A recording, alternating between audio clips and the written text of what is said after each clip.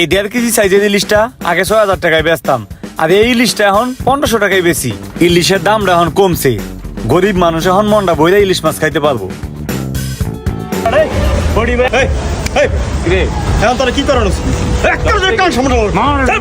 কিরে এই বাটপাটটা তোরা কই পালি? এই বাটপাটটারে কইতে ধরছস? আরে গারাস না কি লাগা? কি রে রোমানে হারা জীবন সামসামি করলো আমার, এখন আবার পোল্ট্রি লয়ে লিতেছে, দল চেঞ্জ করে লাইছে। বাতিজার পুত, তোমার লেগে এলাকার কোনো মানুষ শান্তিতে থাকতে পারে নাই। তুমি প্রত্যেকটা ব্যবসায়ীকে ডিস্টার্ব করছো, মানুষের আম খাইছো, মাছ খাইছো, মানুষের টাকা পয়সা সব লুট্টা পুট্টা খাইছো। বাতিজার পুত, আজকে তোমার কোনো রেহাই নাই, ছাড়ন নাই। এই সবটারে ধর, গারা গারা গারা। সাইরা দে মা কাইন্দা বাসি দে তোর।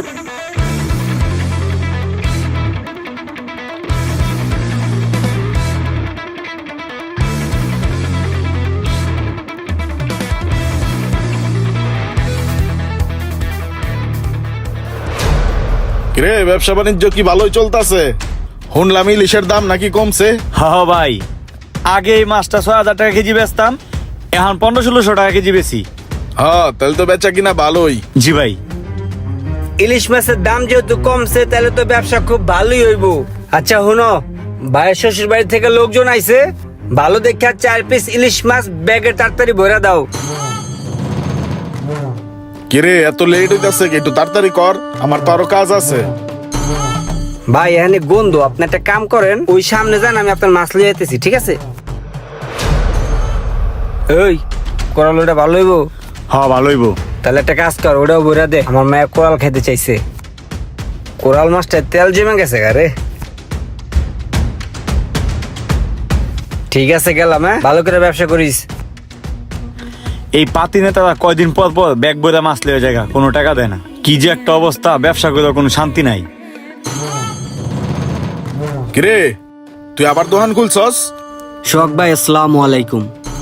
ওয়ালাইকুম আসসালাম। তোরে না কইছি দোকান খুললে আমার প্রতিদিন এক প্যাকেট মাল ভরে দিতে হইব, কথাটা মনে রাখা পরে দোকান পাট খুলিস। এই মালবুর লোকে 1 প্যাকেট ডারবি দিয়ে দিবি, ঠিক আছে? নাইলে কিন্তু এনতে উড়াই দিমু।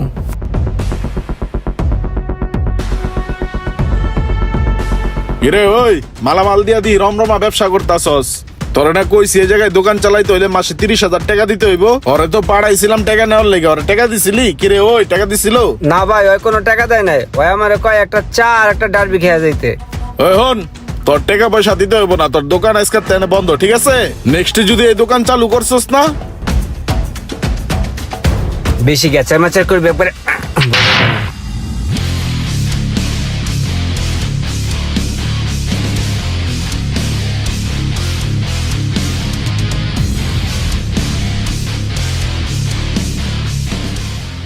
ওই বাইরে চিনো না, দেখলে সালাম দিতে পারো না?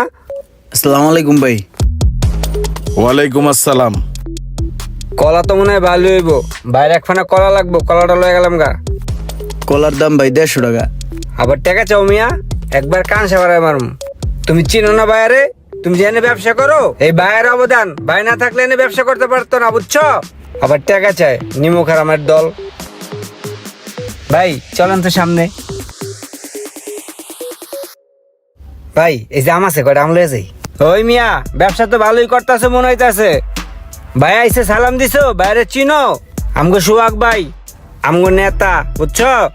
ভাইয়ের একটা ছোট্ট মায়া আছে, সেই মেয়ে আম খাইতে চাইছে, আম করতেছে। তুমি একটা কাম করো, তোমার আনতে বড় বড় দেখা 10 কেজি আম ভাইয়ের মাপে দাও। আর একটা কাম করো, আমার এন্তন 5 কেজি আম দিয়া দাও আমার বাসার লেগিয়া। তাহলে সবগুলা প্যাকেট করে পাঠাই দিও, হ্যাঁ? ভাই আগের কিছু টাকা ছিল। তোমার থেকে যেটা নেই, এটা দেওয়ার লেগে নেই না, এটা একবারে লয়া যাই। যদি ব্যবসা করতে ইচ্ছা করে তাহলে বাইরে দিয়া তারপরে ব্যবসা করতে হইব, আর যদি ইচ্ছা না করে তাহলে চলে যাবা, বুঝো নাই? পাঠাই দিও। ভাই চলেন সামনে যাই, সামনে চলেন।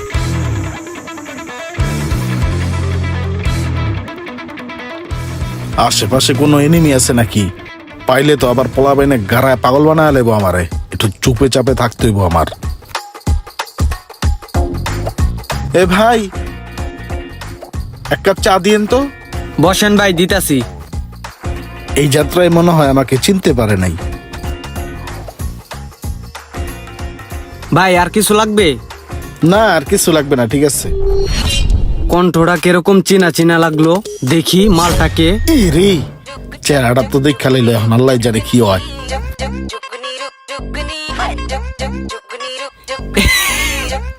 নাইরিয়া কেবল বেলতলাতে আইছে। দে চা দে, ওটে এনতে। আমরা কিন্তু চা ফিক্কে লাগাম। ওট গেলি এনতে চা। কয়দিন আগে নাইছিল আমার কাছে চাঁদা নিতে লিগা, নিবি না চাঁদা, মুখ বেছেন কিন্তু চা ফিক্কে লাগাম। হে সিটার কেমনে লেস গুড়ে পলাই দেখ সবাই।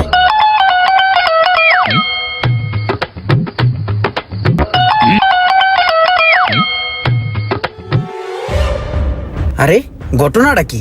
এই নিষ্পাপ ভাইটার সাথে সবাই এরকম করে কেন? ভাই কেডা? আসসালামু আলাইকুম। ওয়ালাইকুম আসসালাম। ভাই আমি একটা বিষয় লক্ষ্য করলাম, আপনি একটা সরল সোজা মানুষ, কোনো অন্যায় করেন নাই, কিন্তু আপনি যেই হানে যান সেই জায়গাতে মানুষ আপনারা যে যেমনে পারে খেদাই দিতেছে, কেউ মারতাছে, কেউ দৌড়ানি দিতেছে। ভাই ঘটনাটা কি বুঝলাম না। ভাই রে, ঘটনা তো অনেক গভীর। এই ঘটনা যদি তোমারে কই, তাহলে তো তুমি আমারে দৌড়ানি দিবা। ধরো এটা কোনো কথা বলেন ভাই, হাতের 5টা আঙ্গুল কি সমান? সব মানুষ কি একরকম নাকি? আমি আপনার হুদাক আমি দৌড়ানি দিতে যাম কি লিগা? কি হইছে ভাই কোন? কিরে তোর না কতক্ষণ আগে দোলানি দিলাম, তুই দিয়ে এলাকায় ঘুরতেছস। তুই এলাকাতে এখন যাস না গেলে তাড়াতাড়ি যা। আরে ভাই কোন জায়গায় কাজে যাইতেছিলেন জান না ভাই? হুদাক আমি কি লিগা গ্যাঞ্জাম শুরু করতেছেন ভাই? জান না ভাই কই যাবেন জান? ঠিক আছে। কোথাতে কি আয় পরে ভাই কোন তো কি হইছে? ভাই রে, আমার রাতে একটা সময় অনেক পাওয়ার আছিল। আমার পিছনে শত শত পোলাপান ঘুরতো। আমি যখন রাস্তা দিয়ে হাইটা যাইতাম, রাস্তার মানুষজন আমার দেখলে থর থরায় কাঁপতো। তখন আমার হাতে যে ক্ষমতা পাওয়ার ছিল, ওই ক্ষমতা পাওয়ারের সদ্ব্যবহারটা আমি করছি। শোনো, তাইলে তোমার আমি পুরা কাহিনীটা বলতেছি।